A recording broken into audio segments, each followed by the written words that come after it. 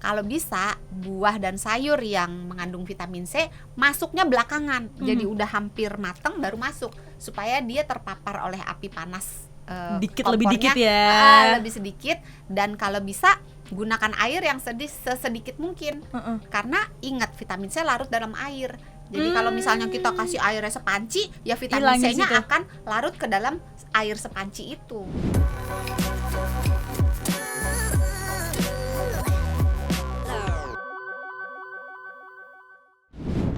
Hai sahabat Sonora, balik lagi di Kamus Sehat, dimana kita akan ngebahas topik-topik seputar kesehatan, pastinya bersama dengan Dr. Santi dari Medical Center Kompas Gramedia. Dr. Santi, apa kabar? Kabar baik dong. Tadi mau ngapain sih, kata pertama yang mau muncul apa sih? Tadi mau bilang bersama Sesan Nauli. Wow, Batak sekali. Tenang kok, nanti ada namanya di bawah. Nanti ada perkenalan namanya di bawah. Saya Sauli siapa, Dr. Santi siapa gitu ya. Dok San, kita ngomongin topik seputar kesehatan. Yang kali ini topik yang mau diangkat adalah vitamin C itu mudah rusak. Betul. Ya kan belum nanya. Oh belum ya, baru topik ya.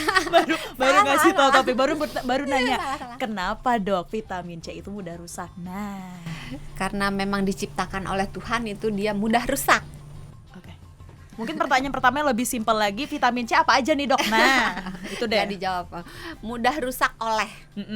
Jadi vitamin C adalah vitamin yang larut dalam air. Ini kata-kata larut dalam air ini nanti ada konsekuensinya yang bisa satu episode lagi. Wow. Berkembang biak ya. Jadi dia sifatnya mudah larut dalam air, kemudian mudah rusak oleh suhu. Jadi makin panas, makin banyak yang rusak. Mudah rusak oleh oksidasi dengan udara. Jadi kalau terpapar udara dia mudah rusak, dan mudah rusak oleh cahaya. Kalau terang benderang dia semakin redup. Oh, itu vitamin C. Ya. Bisa disamakan dulu persepsinya vitamin C di sini tuh apa aja gitu loh. Kenapa kok mudah rusak? Nah, emang vitamin C apa sih? Vitamin C apa ini yang dibahas gitu loh. Sebetulnya kalau ditanya vitamin C itu apa, namanya itu asam askorbat. Nama kerennya. Tapi lebih nama kimianya berhubung Ai nggak suka kimia, Ai nggak hafal. Jadi vitamin C aja lah kita nyebutnya ya. C. Nah, vitamin C itu dibutuhkan tubuh kita. Sayangnya tubuh kita tidak bisa menyimpan vitamin C karena sifatnya yang larut dalam air. Jadi kalau masuk berlebihan, keluar dibuang.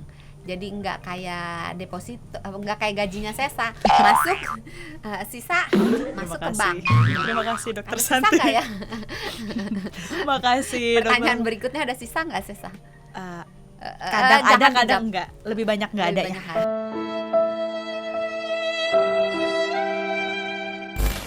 Kita next pertanyaan aja kali ya Dok. Jadi karena tidak bisa disimpan, tapi kita butuh setiap hari, dan badan kita tidak bisa membuat vitamin C sendiri, maka kita butuh asupan vitamin C dari luar setiap hari. Setiap hari. Karena golongan primata, kebetulan manusia termasuk primata, tidak bisa, sebagian besar ya, tidak bisa membuat vitamin C sendiri. Tapi kalau golongan misalnya kucing atau anjing, mohon maaf nih karena saya dokter manusia bukan dokter hewan. Kalau ada salah, mohon dokter hewan memberi koreksi. Benar. Yang mendengarkan ya. Kalau ini anjing dan kucing itu bisa membuat vitamin C. Makanya kan ibu kucing atau ibu anjing tidak pernah memaksa anak-anaknya untuk makan sayur dan buah. Nah, sini nah, makan jeruk nah. Karena mereka bisa punya kemampuan untuk membuat sendiri. Tapi manusia tidak bisa membuat vitamin C sendiri, sehingga harus mendapatkan dari luar tubuh. Kalau vitamin D, manusia punya kemampuan untuk membuat sendiri vitamin D. Tapi vitamin D disimpan untuk topik berikutnya, nanti bisa 2-3 episode sendiri. Sudah ditentukan ternyata sahabat Sonora ya. Tapi ngomongin vitamin C, Dok San, kapan kita taunya si apa ya kita bilangnya ya, sayuran gitu ya, buah-buahan ataupun sayuran tadi yang mengandung vitamin C ini ada atau enggaknya vitamin C atau berkurang vitamin C-nya? Taunya dari mana? Kan udah rusak nih. Nah, bagaimana nih taunya nih? Kalau tahu persis ya dibawa ke lab. Ini pertanyaannya susah ini. Agak perlu memang mungkin salah bertanya. Apa pertanyaannya berarti? Bagaimana mencegah supaya vitamin C yang akan kita makan yang ada dalam buah dan sayur itu tidak rusak. Benar. Nah, kayaknya kita tukar peran aja bagaimana? Kayaknya jadi Tukeran mau dulu ganti ya? deh. Lanjut Doksan. Jadi apa kalau pertanyaannya gitu?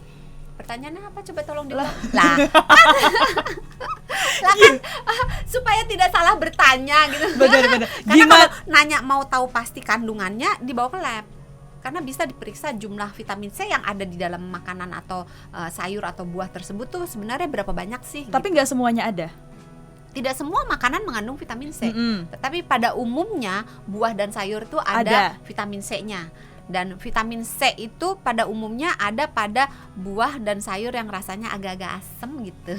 Oh, hidup udah asem, buah asem gitu. Berarti ciri-cirinya apapun makanan yang asam-asam itu berarti adalah paling tidak kandungan vitamin C-nya. Kecuali cuka sih, cuka asem tapi nggak ada vitamin C. Oke, lanjut. Baik, ke pertanyaan Doksan tadi. Karena kan namanya asam ascorbat kan, jadi agak yang asam ya. Nah, kalau pertanyaan Doksan tadi, gimana caranya mencegah si vitamin C ini tadi supaya kandungannya nggak kurang? Nah, kita harus ingat ada 3 kan. Dia mudah rusak oleh suhu, mudah rusak oleh udara dan cahaya. Ya jangan sampai makanan yang kita makan itu terpapar ini. Jadi misalnya kalau kita beli buah atau sayur jangan lama-lama. Berapa hari sih biasanya Doksan kalau kayak itu nyimpen buah? Tergantung jenis buahnya, tergantung jenis sayurnya. Beberapa sayur, beberapa buah nggak bisa disimpan lama, beberapa bisa disimpan lama. Nah, semakin lama kandungannya akan semakin turun. Terus kalau nyimpen buah dan sayur, simpanlah di tempat yang tertutup, gelap, adem. Tidur dong jadinya Doksan. Kolong ranjang. Kok jadi? Kan itu bener gelap, nyaman ya. Jadi terus itu tipsnya. Terus kalau misalnya kita nyayur, kadang-kadang buah juga dimasak jadi sayur ya. Tomat. Tomat tuh buah atau sayur? Saya sih bilangnya sayur. Buah. Karena dia memenuhi kriteria buah. Tapi ada masuk bijinya kan? Iya, benar. Sudah dibahas di Instan. Iya. Sudah dibahas di Instan. Misalnya lagi nanas, kan kita suka bikin ikan asam manis, nanasnya benar, gitu kan, benar. nanasnya gitu. Jadi ketika kita memasukkan buah atau sayur ke dalam masakan yang dimasak, bukan di kalau dimakan mentah, dilalap ya. Itu perhatikan suhunya. Kalau bisa buah dan sayur yang mengandung vitamin C masuknya belakangan, jadi udah hampir matang baru masuk supaya dia terpapar oleh api panas. Lebih dikit ya. Lebih sedikit, dan kalau bisa gunakan air yang sesedikit mungkin. Karena ingat vitamin C larut dalam air. Jadi kalau misalnya kita kasih airnya sepanci, ya vitamin C-nya akan larut ke dalam air sepanci itu. Oh, tapi kalau yang modelan kayak gitu tadi Doksan, berarti vitamin C-nya larut di air. Berarti air sebagian ya. Sebagian. Enggak semua. Airnya itu kalau kita konsumsi aman-aman aja. Aman. Makanya kalau nyayur airnya jangan banyak-banyak dan dimakan juga. Atau misalnya gini, kadang-kadang kan kita suka ngerebus misalnya Emang apa yang biasa direbus Doksan? Enggak, karena ada yang direbus dulu baru ditumis lagi gitu kan. Emang apa? Brokoli misalnya. Brokoli kan direbus dulu atau iya benar. Habis itu udah agak matang supaya ketika ditumis kan warnanya tidak berubah, teksturnya tetap enak. Nah, airnya itu jangan dibuang. Bisa digunakan untuk masak yang lain atau mau diminum juga boleh karena di dalamnya terlarut vitamin C. Walaupun sebagian tentunya sudah rusak karena melalui proses pemanasan. Terus kalau motong buah, jangan gede-gede. Kenapa tuh? Kenapa Doksan? Karena ingat sifatnya kan kalau berkontak dengan udara hilang. Dia sebagian rusak kan. Nah, kalau kita motongnya kecil-kecil, bagian yang luas permukaan buah yang berkontak dengan udara akan semakin besar kalau potongnya dibandingkan dengan kalau kita potong besar. Kebayang nggak sih?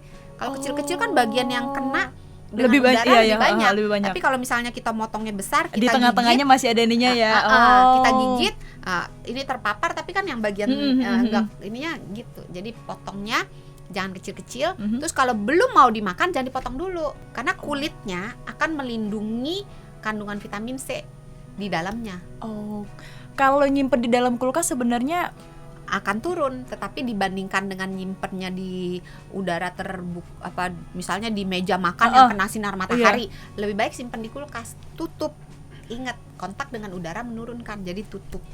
Jadi kalau naruh buah sahabat Sonora dalam kulkas, jangan ditaruh begitu aja, tapi taruhlah dalam wadah yang tertutup supaya kontak dengan udara menjadi lebih sedikit, sehingga si vitamin C yang ada di dalam buah dan sayur itu lebih lebih sedikit ya, gitu yang rusak gitu. Meskipun itu si buahnya tadi belum dibuka ya kulitnya ya, tetap kalau belum dibuka sih sebetulnya nggak apa-apa karena kan ada kulitnya yang melindungi. Tapi tetap dengan berjalan waktu dia kandungannya berkurang akan turun. Ya. Dan rasanya kan juga makin gak enak kalau nggak seger kan gak enak. Benar. Oh, jadi redup dia, nggak bentukannya yang redup, tapi ternyata rasanya juga redup. Doksan, itu kan tadi cara mengolah. Belum selesai. Masih banyak. Skakmat nih. Cara mengolah lainnya gimana, Dok? Nyucinya jangan, kan ibu-ibu suka direndam dulu gitu, terus ngapa-ngapain gitu, ntar udah kelar baru Bener, suka lupa ya. Karena makin lama dia direndam, kan vitamin C larut dalam air. Meskipun nggak dipotong, kalau kayak brokoli itu kan direndam juga kan tuh, Dok. Ada permukaannya berkontak dengan air. Jadi dia sebagian akan larut walaupun tidak banyak, ya. Jadi jangan terlalu lama direndam dalam air. Terus kalau cuci dengan air mengalir. Terus kalau dimasak juga jangan dengan api yang terlalu panas. Terus jangan dipotong terlalu kecil. Terus jangan lama-lama. Terus kalau bisa kuahnya diminum. Karena tahu pasti maksudnya mengolah vitamin C, salah-salah dikit, maksudnya vitamin C hitungannya juga rentan jadinya tadi ya, Doksan. Vitamin C itu sangat rentan. Nah, jadi untuk mengolahnya ini juga perlu harus trik. Iya kan? Ya itu tadi triknya. Ya, Udah selesai ya ternyata ya, udah selesai ternyata. Pertanyaan berikutnya. Pertanyaan berikutnya, kalau tadi mengolahnya udah, cara menyimpannya udah. Terus kita pakai jeruk ya, Doksan ya, vitamin C. Jeruk itu ada kandungan vitamin C-nya. Biasanya kan kita kalau bikin jeruk dijadiin jus. Nah, itu kurang nggak tuh vitamin C-nya, Doksan? Jus yang disebut C1 yang jus mana yang dulu? Dimasukin yang semua. Kalau dimasukin semua jauh lebih baik daripada yang diperes. Karena seratnya dapet. Ampas-ampasnya itu kan serat. Nah, seratnya dapat masuk juga lebih baik. Oke. Ya. Tapi kalau dibandingkan tadi kan jus dengan blenderan, bagusan blenderan. Kalau blenderan dengan makan langsung, bagusan makan langsung.